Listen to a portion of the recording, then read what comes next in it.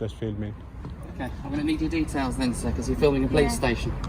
You can't just film. Don't come too close, is, you know. Got some identification on you, sir. You want my ID? Yes, please. Seriously? Yes, please, sir. You're filming a police station. Okay. Potentially an act of hostile terrorism. No. Well, you just ask me. Just ask me. I have just asked you. What's your ID? Where's You your don't ID? give me a chance to answer. Oh, hostile straight away. Why? Why are you filming a police station? Oh, I just don't answer you. I'll tell you. Answer me then. All right, but calm down. Sir, Goodness me. tell me why you're filming a police station I'm now just before gathering- I lose my temper. Why would you lose your temper? I've asked you 3 times now to explain. I'm gathering matters of public interest. And what are they? Not normal for people to walk around filming police stations with a cine camera and their phone. A silly camera? Camcorder. Oh, Cine camera recorder. Excuse Yeah. my age. That's okay. Explain yourself better. I've explained to you I'm gathering matters of public interest. You're about this far from me seizing your phone and locking you up under the Terrorism Act. Why? The moment the officers approach, the interaction quickly becomes more confrontational. James argues that the request for personal details solely because someone is filming a public building raises important questions about the legal basis for that demand. Simply recording in a public place does not automatically create an obligation to identify oneself. The discussion then shifts toward the concept of hostile reconnaissance, a legitimate counter-terrorism concern in the appropriate context. However, James disputes its application here, arguing that the label alone is not a substitute for specific and articulable facts supporting suspicion. He also views the officer's response to explanations as dismissive, interpreting it as a sign that the interaction had become increasingly focused on control rather than understanding the circumstances being presented. Identification, please, sir. I don't Seriously? know why you're looking at me. Listen to my colleague. I want some identification, please, sir. I need to know who you are. What is your name? Okay, am I being detained? Right now, I'm detaining under Terrorism Act for a search. Okay. I'm not hostile, so just... Hand me that. Behaviour is very strange, and you are It doesn't making matter. me very Strange is not a suspicious. crime. It will be when I've looked it up. Now, bear with me. All right. The interaction becomes significantly more contentious when the officer moves to detain AB and take hold of the camera equipment. From AB's perspective, the concern is that powers intended for investigation were being used in a way that had the practical effect of interrupting lawful filming activity. AB also raises concerns about body-worn video procedures, arguing that officers are expected to operate transparently and clearly communicate when recording is taking place where policy or guidance requires it. His criticism here is focused on consistency, the expectation that transparency standards apply equally to everyone involved in the encounter. Another point of dispute arises when the officer maintains physical control of AB while also appearing to suggest that no formal detention is taking place. From AB's perspective, that creates confusion about his legal status and the authority being relied upon during the interaction. Your colleague just detained me under the Terrorism Act. Yeah. He just put hands on me for no reason. Did you see that? And you didn't act. Everything. You did not act Everything- on his unlawful behavior. Everything is on my body. Yeah, and I will request that body, and I will request that, and it will all end up on my channel, by the way. You put hands on me just like that. Can I not? No, you cannot. It's called an assault. You just put hands on me for no reason.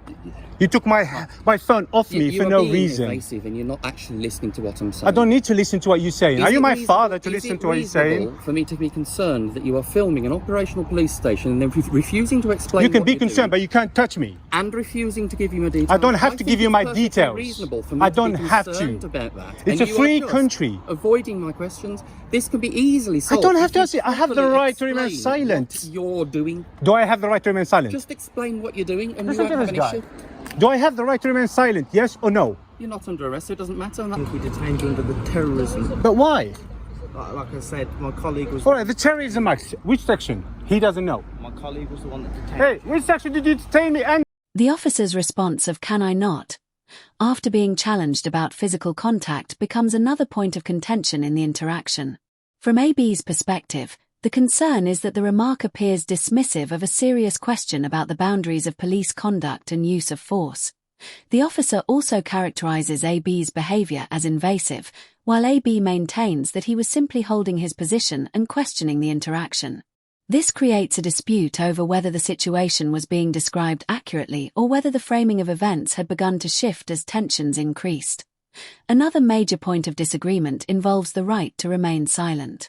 AB argues that people are not automatically required to answer every police question during voluntary encounters, and that legal obligations can vary depending on the circumstances and the specific powers being exercised. Can I ask you which section did you detain me under? Just tell me your name. Can I ask you which section did you detain me under? Sir, you're not making any sense. I have such a thing as hostile. Don't come close to me. This is not hostile. The only hostile person is you.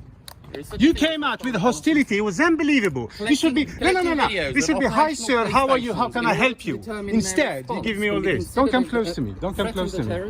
Don't come close to me. Off police premises, please. What, are they your premises now? They are police premises. Off. Onto the public road. Are they your premises? This is public property, man. Walk in. This is open for public. You can walk into the front office. You cannot walk up to that gate. I didn't go behind the gate. Go into the front office. I go what I like. He detained you under. Under what? He doesn't know. He doesn't know. I heard that, and you were asking what section that you were detained. Yeah, I've asked him many times. He still didn't tell me what. Why did he detain me? Okay. He detained me under which section? Which section did he detain me under, man? He still doesn't know. So I would like to know who you are, Yeah. as you are recording a police Sure. premises. Okay. What is your name?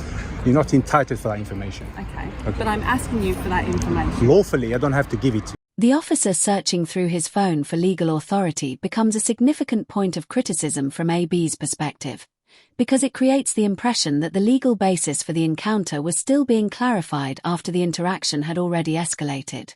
AB argues that search powers should be clearly identified and explained at the outset, rather than becoming uncertain during the process itself. As the discussion over terrorism-related powers appears to lose momentum, the interaction shifts toward requests for AB to leave the police premises. AB disputes this approach, arguing that areas open to the public are not automatically restricted simply because they are connected to a police facility. The disagreement here centers on the distinction between publicly accessible space and genuinely restricted areas. The arrival of the sergeant introduces another layer to the interaction.